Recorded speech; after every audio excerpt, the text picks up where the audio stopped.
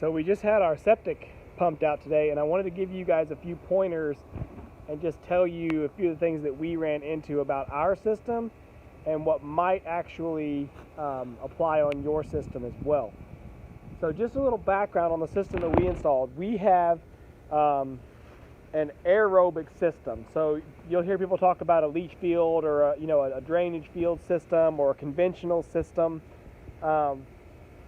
Ours is, I don't think ours, they don't call it a conventional, but it is very conventional to install this system. What technically makes it aerobic, why they call it aerobic, is because we have a sprinkler out there in the grass. You can see a little purple cap. So when our tanks, our clear water tank fills up, a pump kicks on and it spritzes that water out on the yard. Our soil is too compact in order to do a leach field. You have to have a sandy, high perm soil to do a leach field. You can't do it in a heavy clay soil like we have. So anyway, our system is comprised of 3 individual tanks. Right here, this is our clean out pipe that goes back to the house. These 2 green caps are on the first tank, which is the trash tank. All of your sludge, all of your solids, toilet paper if you flush it, whatever, anything that goes down the drain, it comes into this tank first. And your sludge is supposed to settle out. Now, while it's in this tank, it is experiencing anaerobic decomposition. Anaerobic means absence of oxygen. It sits in this tank long enough that all your solids should settle. And you have a bacteria in here, anaerobic bacteria, that is eating and processing down the solids.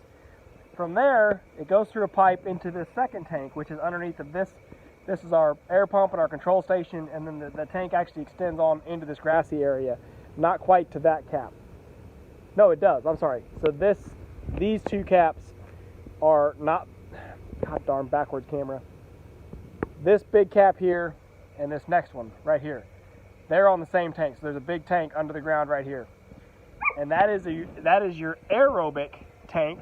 Now that tank actually has a weir halfway in the middle of it. It has a kind of a vertical or a sloping concrete divider in the middle of the tank. So you have your aerobic section, so there's actually an air pump. It's off right now because we just had the system serviced and they pumped all these tanks dry. So now they've got to fill back up. It'll take about a week for them to fill up, and then we'll turn everything back on. But when it's on, your aerobic is an air pump that's running, so now it's introducing oxygen. So now you've gone through anaerobic decomposition. Now you do aerobic decomposition. And just going through those 2 processes, absence of oxygen and then oxygen, it actually can purify your septic to essentially 99% pure. Now, most municipalities and most places, this last tank, your gray water tank, or what I'm calling the clear water tank, is spillover that shouldn't have any solids in it. Anything that is in it has been processed and decomposed, so it shouldn't be any issues. And most places will tell you to put, a little floating chlorine tabs in there. And that gives you 100% sanitation. But you don't have to do that in all cases. Most municipalities tell you have to. For me, it's technically optional, and I'm like, well, why would I want to sprinkle chlorine out on the yard if I don't need it? 99% is good enough for me. And I know people are going to mock and be like, oh, there's gross poop water. I'm not drinking it, and I'm not putting it on my garden, okay? But it's no worse than the dogs taking a dump in the yard. Come on, people. It sprinkles out. The yard obviously loves it. You can see how lush and green my yard is. I actually hook the garden hose to it sometimes, and I'll move it around the yard with a little impact sprinkler so I can, basically fertilize different parts of the yard. That's how I've kind of cleaned my whole backyard and gotten it to grow good grass again, is by moving the sprinkler around. Okay, so anyway, back to my system. Anaerobic trash tank, aerobic across a weir into a final settling tank on this end, basically. And then from here, it spills over through a pipe into your final last tank, which is your pump tank. In your pump tank, you have a float system, and you have a sprinkler pump that actually kicks on and pushes the water out to your lawn sprinklers, your aerobic sprinklers, okay? Now, when we installed our system, we installed an intentionally oversized system for the house that we have. So we have 2 adults, 4 little kids, family of 6 in this house. But our plans, as you guys have heard me say in some of the other videos, our plans were, probably not anymore, but they were, that we were going to build a second house, a master house over here that was going to be like a 5-bedroom house, big, whatever. That was going to be our forever home. And this current house that we live in right now was going to become a 3-car garage with a guest house upstairs, in-law suite, whatever you want to call it. So we installed a septic system big enough to handle all of that volume of potentially, 4 to 5 adults, a bunch of teenage kids, right? So it's technically oversized. I don't remember the size. I thought the guy that installed it told me it was 1,000 gallons, because I remember he told me he normally charges $10 per gallon, so it would have been $10,000, but because I'm out in the county and I'm exempted from some headaches, he gave it to me for $7,500. I could have swore he said 1,000 gallons. The guys that pumped it today told me that it was 2,000 gallons, although they never could prove that to me or show me any way that they do that. They just said it's a really big system. I'm pretty sure it's 2,000 gallons, and they charged me, $150 per 500 pumped. So it cost me $700 to get this serviced today. I'm a little aggravated about that. I can't find any paperwork on this system. I'm trying to get a hold of the guy that installed it to see if he can give me some documentation that says no, it was not a 2,000 gallon system. It was in fact a 1,000 gallon system. And if so, I'm going to try to go back to these other guys and tell them they owe me a refund, because they can't have possibly pumped out. They had no meters on their truck. They had no way of proving it was 2,000 gallons. When they showed up, they go, oh yeah, it looks like it's 1,000 gallon. And then halfway through, they said, well, maybe it's 1,500. And then by the end, they said, oh yeah, we think it's 2,000. So they did a good job, but I'm thinking I got a little screwed, and I want to follow up on it. Anyway, so our system is oversized. We have been on the system now for 2.5, almost 3 years. Okay? We had an original 2-year service contract. That's standard. When your company installs it, they give you a 2-year contract. They come out, they check quarterly and make sure that your sprinklers work, basically. They're supposed to take a peek in the tanks, dip them for sludge, really go through everything. I don't think our guys ever did. I think they just came out, hit the button for test, and made sure it was working. It is what it is. They never pumped it in 2 years. Occasionally, we'll catch a whiff of the septic system, and we'll think, we're like, oh, wow, that thing smells bad. I wonder if it's full and needs some service. So that's why we finally called to have it serviced. So we called these guys up. They said, yeah, sure, even though we don't have your service contract, which it's expired. No one has it. But they said, yeah, sure, we'll come pump it for you. And I said, well, realistically, we've been on it, about 2.5 years, and we flush all of our toilet paper, because I get grossed out by a trash can full of poopy toilet paper. I'm sorry, people, if that's what you do, but that grosses me out. So we flush all of our TP, and so I called this place, and they said, oh yeah, well, you should really get it, dip checked at least once a year, maybe pump out your solids tank once a year, and then maybe pump out your whole system every 2 years, because if your solids tank fills up, it can actually carry over into your aerobic and even into your your pump tank. So they said, you should pump the trash tank every year, your other tank maybe every other year, maybe every 3rd year, whatever. So I said, well, look, it's been almost 3 years. I have no idea what you guys are going to find, so come out here ready to pump it. What we found was almost nothing. Surprisingly, nothing. They pumped down this whole first trash tank all the way down, and there was a few inches of sludge in the bottom. Okay? So remember, when you guys do your business and you flush it down the drain, a lot of that business is actually water, right? And then it's little bits of fiber, and it breaks down. It becomes a lot less as it's decomposed. So it makes sense. It's really easy to believe, honestly, that after several years, in a tank of this size, there's just a couple inches of sludge in the bottom. This tank is like 4 or 5 feet deep. It's big. And there was hardly anything in it. Okay? These guys were sure, oh yeah, we're going to find a whole bunch of stuff in here. Hardly anything. And I think it even caught them off guard a little bit. So they were determined. This guy goes, oh, I'm going to show you. He said, I guarantee, even though that first tank didn't have much in it, I guarantee it carried over into these tanks. So he comes over here to my pump tank. There should never be solids in the pump tank. But he comes over to the pump tank, and he goes, here, watch this. And he goes and gets his dip tube, which is just a clear plastic tube. It's got a little check valve on the bottom. So he runs it all the way down in there, shakes it around, pulls it out. Clean. Nothing. He's just like, oh, wow, that's actually really good. He was going to show me how bad it was. He's like, that's really good. So then he dips it in here, which is the second half. This is over the weir of the aerobic tank. There's got to be something in here. Dips it in there. Nothing. Nada.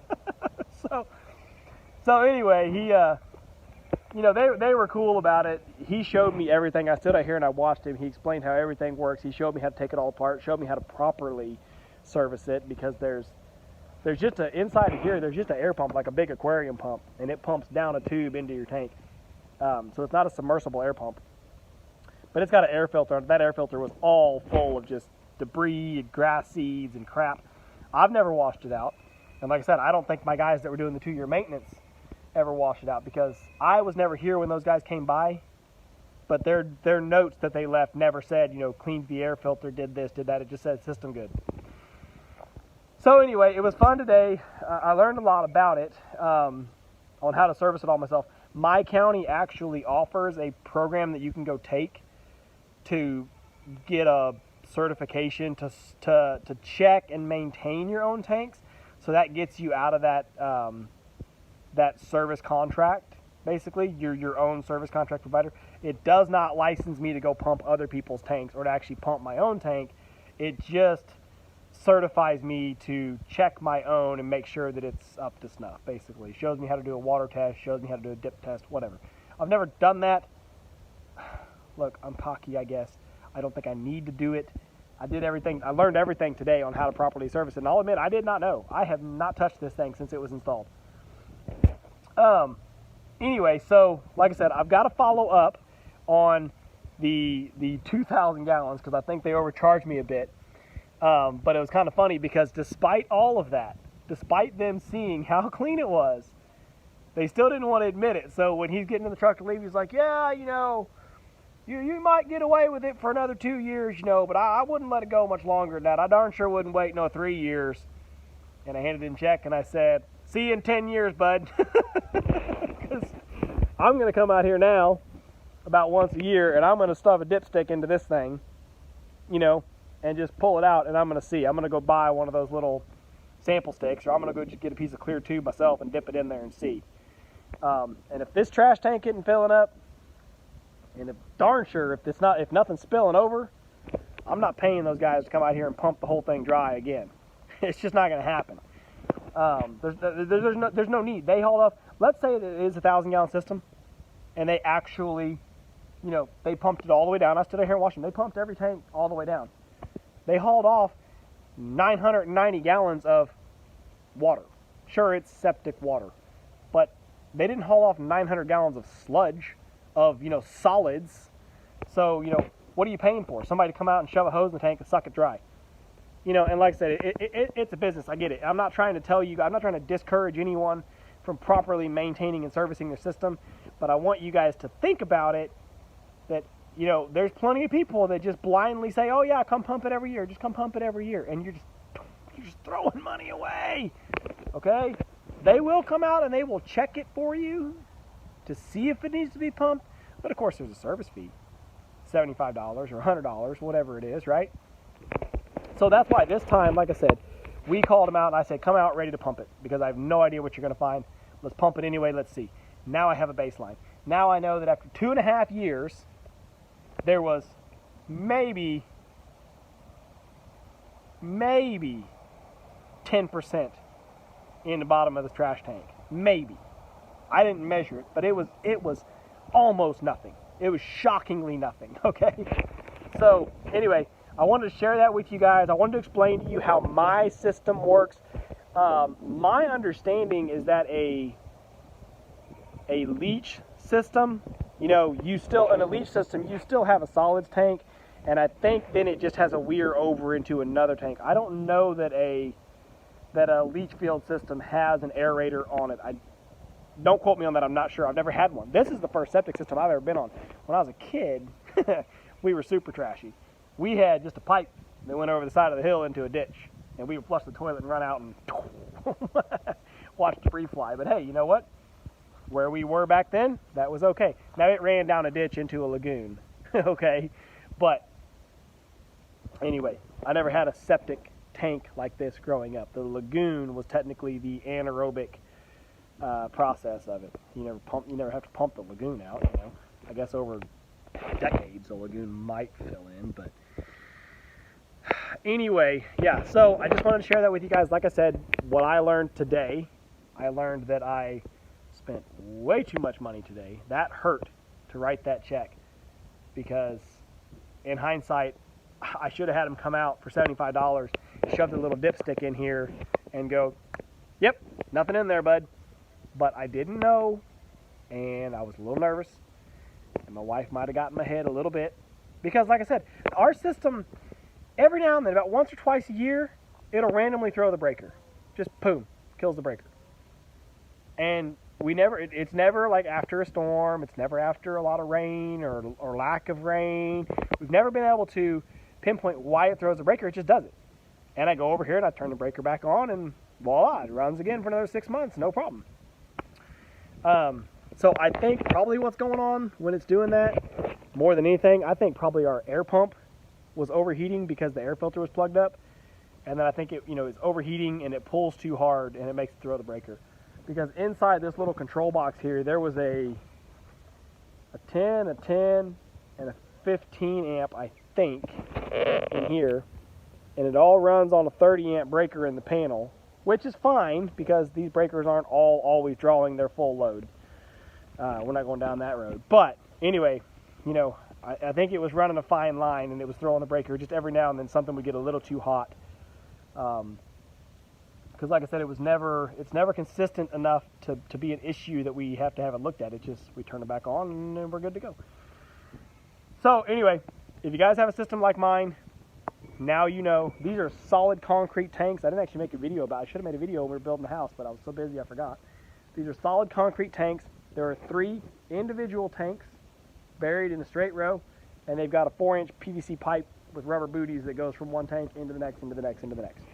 The system is designed such that you have different tank sizes so that all your trash comes into here.